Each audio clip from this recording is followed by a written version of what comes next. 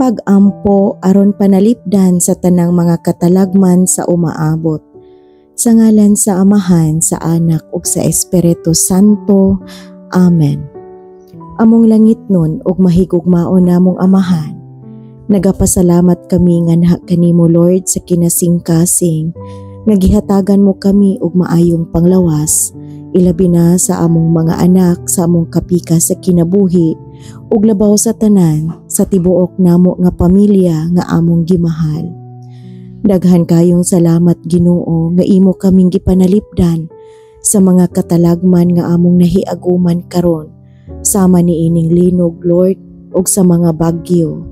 Ug manghinaot kami usab Lord, ug kami magatuo ug magasalig nganha kanimo nga imo kaming panalipdan sa tanang matang sa mga katalagman nga umaabot, nga wala kami masayod Lord kun kanus-a ka na mahitabo, ug wala usab kami masayod kun unsa nga klase nga katalagman sa umaabot.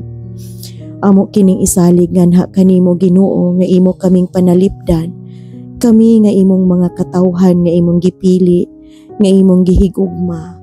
Manghinaot unta Lord nga imo unta kaming panalipdan kaming tanan Lord, sa akong pamilya, sa akong mga mahal sa kinabuhi, ug lig-unon mo unta kami, ilabi na ang among pagtuo ug pagsalig nganha kanimo, nga sa matag higayon nga adunay mga katalagman nga among mahiaguman sa umaabot usab Lord nga mga katalagman nga dili kami mahadlok pag-ayo, tungod kay imo unta nga ipahinuna kanamo kanunay nga ikaw anaa sa amo ang kiliran ug kanunay nagasapnay kanamo.